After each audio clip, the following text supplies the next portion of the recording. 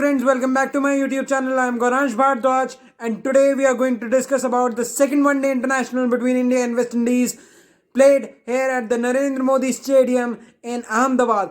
Before starting my analysis, I would like to request you all to please like, share, subscribe and comment on my YouTube channel and make this family bigger and better.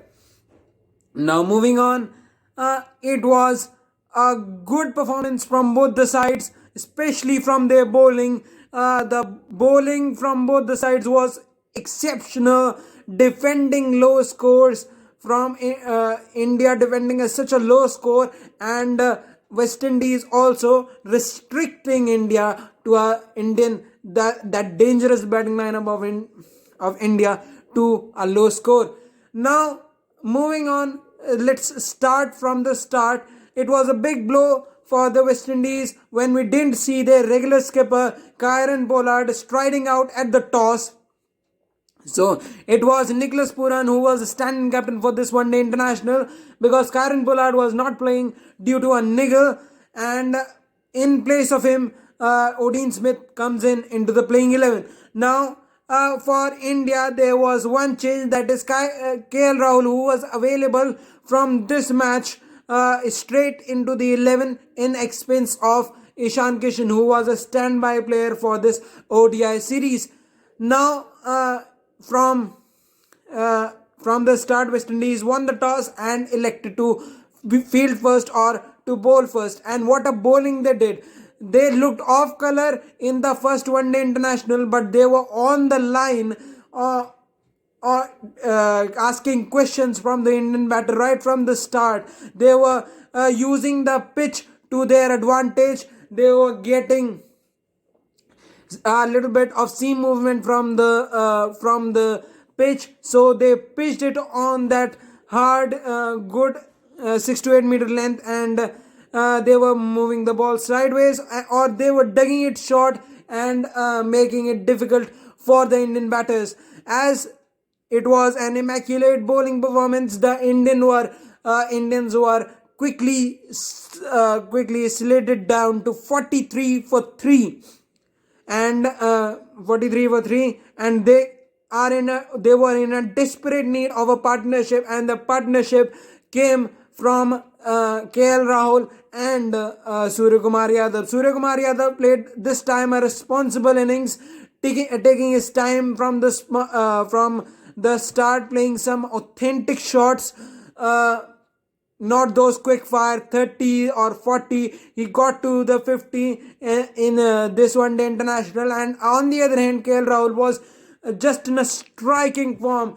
He was looking good, as he always does, playing some good shots, hitting the balls on the up. He was looking a little bit fidgety or a little bit off color in the first 10 to 15 deliveries, but after that he was looking in his mojo. He was playing through the line.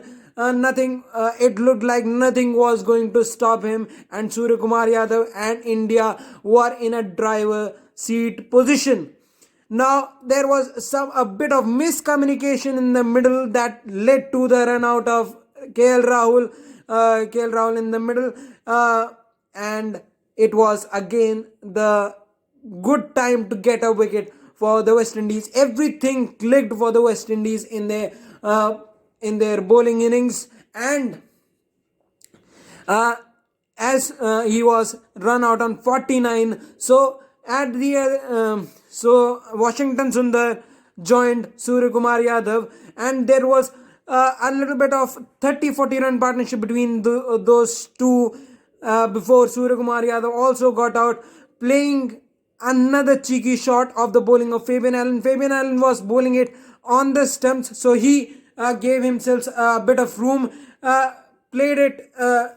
wanted to play it finer between the wicketkeeper and the short third man, but wasn't able to, and got caught at a short fine leg. Now at 194 for 5, it was a slide at 194 for 5 in the 36th over. So Deepak Hooda strided out at the middle along with Washington Sundar, and now in search of some good runs, some quick runs, and some big boundaries, and some disciplined bowling, not wavered this time around from West Indies. The players were going for their big shots, not clearing the boundaries, and they were getting caught at the boundaries, and that is what restricted India to such a small meager total of 237 for 9 in this in their 50 overs. Now West Indies looked at that score, and first time they would have been realizing that they can get this score, but again those batting issues surfaced.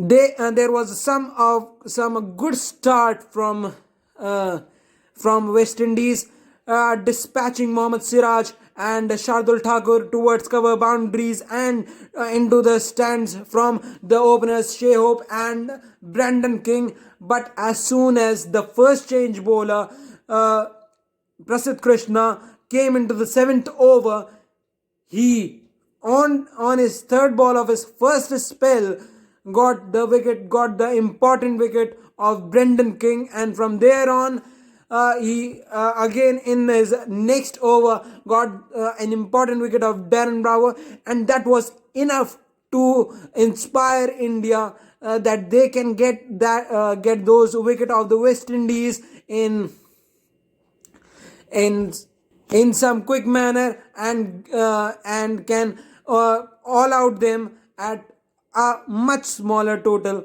than theirs. From the 10th over, when the first power play ended, it was an introduction of Yuzvendra Chahal. Many critics in the commentary box said that it was too early for Chahal to come. They should have continued with the Pacers, but again Rohit Sharma found the able man, and that able man was getting some spin. Yuzvendra Chahal was getting some spin, and because of those 2 wickets in the first 10 overs of Brandon King and Darren Bravo, the West Indies were on the back foot. Now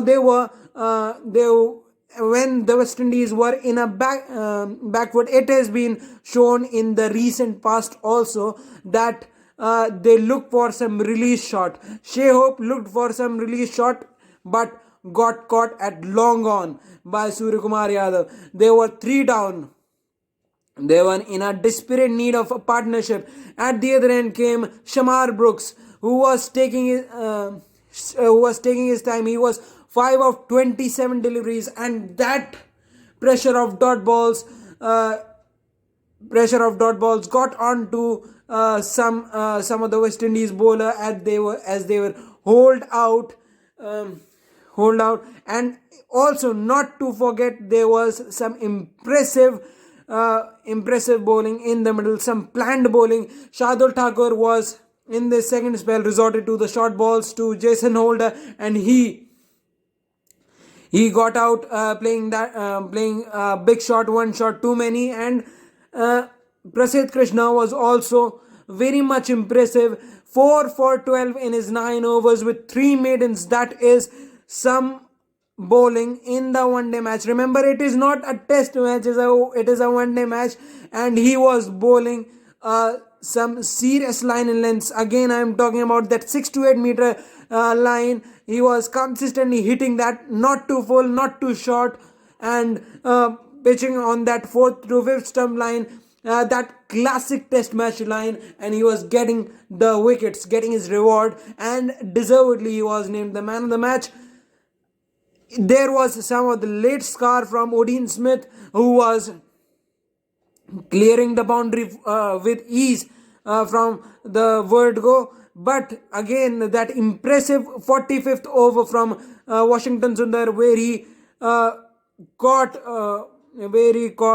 Odin Smith, giving away only 2 runs in the first 5 deliveries, and then Odin Smith, who was going great guns, hitting sixes for fun, hit one shot in the air, but those big boundaries, and it was not of the middle of the bat. There was not too much power in it, and he got that much needed wicket when India were under a little bit of pressure, and some of the immaculate bowling from India got them to a win. So everything clicked for India. Another bilateral series win for India, another one against the West Indies, and again it was a good bowling display. So that's all from this match. We will be analyzing the Australia versus Sri Lanka T20 International Series, which is going to start from 11th of February. So stay tuned for that also. And it's all from this match. The third one day international is also going to be live at Ahmedabad from 11th of February. If you are not able to watch, or you miss some moments of that match, don't worry, we will be up here and telling you all that happened in the match, and also in the match between Australia and Sri Lanka.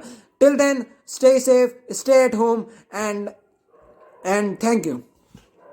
And don't forget to like, share, subscribe, and comment.